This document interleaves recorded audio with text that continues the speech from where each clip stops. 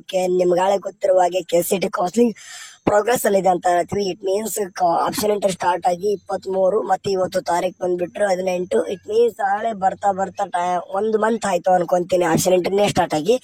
But ಯಾವುದೇ ತರಹದ ಅಪ್ಡೇಟ್ಗಳು ಅಂತಂದ್ರೆ ಆಪ್ಷನ್ ಎಂಟ್ರಿ ಬಿಟ್ರೆ ಅಂದ್ರೆ ಫಸ್ಟ್ ಮಾಕ್ ರಿಕ್ರೂಟ್ಮೆಂಟ್ ಅಂತ ಬಂತು ಬಿಡ್ರಿ, ಬಟ್ ಅದನ್ನ ಬಿಟ್ರೆ ಮತ್ತೆ ಯಾವುದೇ ತರಹದ ಅಪ್ಡೇಟ್ ಅಂತೂ ಇಲ್ಲ ಸರ್. ಇವತ್ತಂತೂ ಏನು ಕೂಡ ಕೆ ಮುಖಾಂತರ ಯಾವುದೇ ರೀತಿ ಅಪ್ಡೇಟ್ ಬಂದಿಲ್ಲ.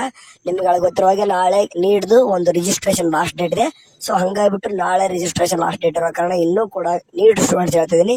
ಕೆಲವೊಂದಿಷ್ಟು ಜನ ಎಷ್ಟೋ ಜನಕ್ಕೆ ಗೊತ್ತೇ ಇರಲ್ಲ. ಸೊ ಸಾಧ್ಯವಾದಷ್ಟು ನಿಮ್ ಫ್ರೆಂಡ್ಸ್ಗೆ ಹೇಳಿ. ಓಕೆ, ನಿಮ್ ಫ್ರೆಂಡ್ಸ್ ಕೂಡ ಹೇಳ್ರಿ, ಯಾಕಂದ್ರೆ ಮಿಸ್ ಮಾಡ್ಕೊಂತಾರೆ, ಆಮೇಲೆ ಬಂದು ಅಂದ್ರೆ ಒದ್ದಾಡ್ತಾರೆ ಆಮೇಲೆ. ಸೊ ಹಂಗಾಗ್ಬಿಟ್ಟು ಇವಾಗ್ಲೂ ಹೇಳಿ.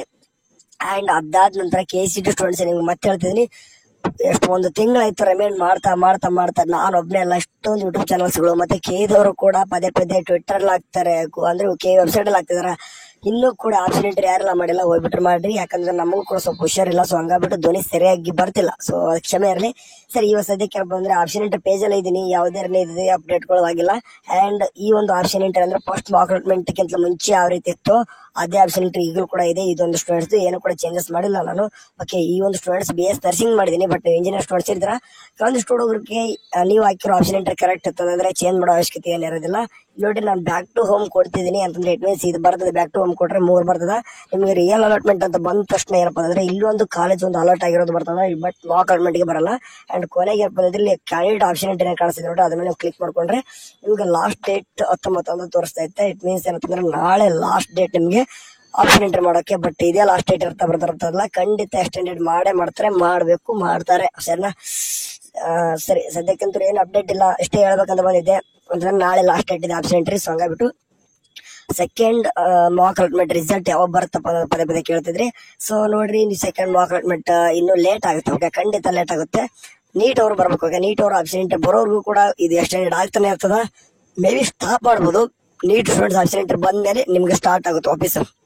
ಅಂದ್ರೆ ಈಗ ನಾಳೆ ಸ್ಟಾಪ್ ಮಾಡಿಬಿಟ್ಟು ಮತ್ತೆ ನೀಟ್ ಸ್ಟೂಡೆಂಟ್ಸ್ ಗೆ ಆಪ್ಷನ್ ಎಂಟ್ರಿ ಬಿಟ್ಟಾಗ ಇಬ್ಬರದು ಕೂಡ ಬಿಡ್ತಾರ.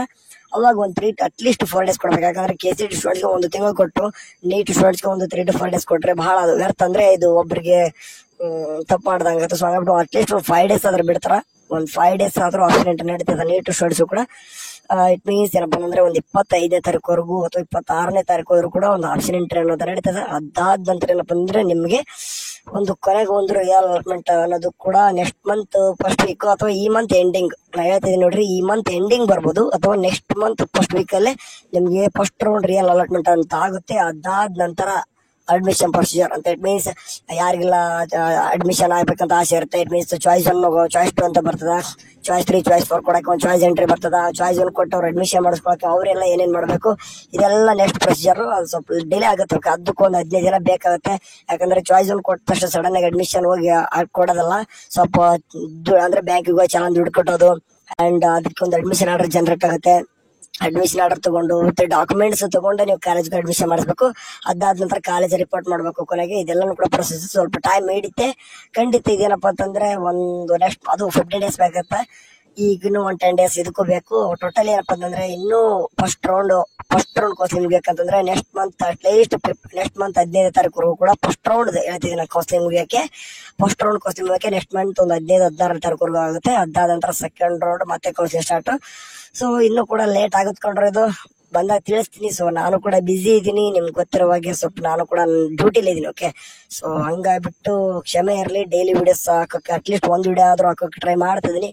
ಅಪ್ಡೇಟ್ ಬಂದಾಗ ಸ್ವಲ್ಪ ಲೇಟ್ ಆಗಿ ತಿಳಿಸ್ಬೋದು, ಬಟ್ ತಿಳಿಸಿರಿ. ಓಕೆ, ಕ್ವಿಕ್ ಆಗಿ ಅಪ್ಡೇಟ್ ಮಾಡ್ತಿದ್ದೆ, ಬಟ್ ಇವಾಗ ಇನ್ನೂ ಕೂಡ 10 ಡೇಸ್ ಆಗ್ಲಿಕ್ಕಿಲ್ಲ ಅನ್ಕೊಂತೀನಿ ಬಿಟ್ಟು ಸಡನ್ ಆಗಿ. ಯಾಕಂದ್ರೆ ನಾನು ಡ್ಯೂಟಿ ಮೇಲೆ ಇರ್ತೀನಿ ಸದ್ಯಕ್ಕೆ. ಈಗ ನಾನು ಸ್ವಲ್ಪ ಬೇರೆ ಕಡೆ ಬಂದಿದ್ದೀನಿ ಅಂಡ್ ಹುಷಾರು ಕೂಡ ಇಲ್ಲ.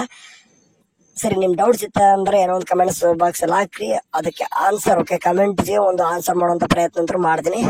ಅಂದ್ರೆ ಒಂದು ವಿಡಿಯೋ ಮೂಲಕ ಒಂದು ನಿಮ್ಗೆ ಆನ್ಸರ್ ಮಾಡ್ತೀನಿ. ಸರಿ, ಏನಾದ್ರು ಅಪ್ಡೇಟ್ ಬಂದ್ರೆ ತಿಳಿಸೋಣ. ಅಲ್ಲಿವರೆಗೂ ಚೆನ್ನಾಗಿ ನೋಡ್ತಾರೆ. ಟೇಕ್ ಕೇರ್, ಬಾಯ್.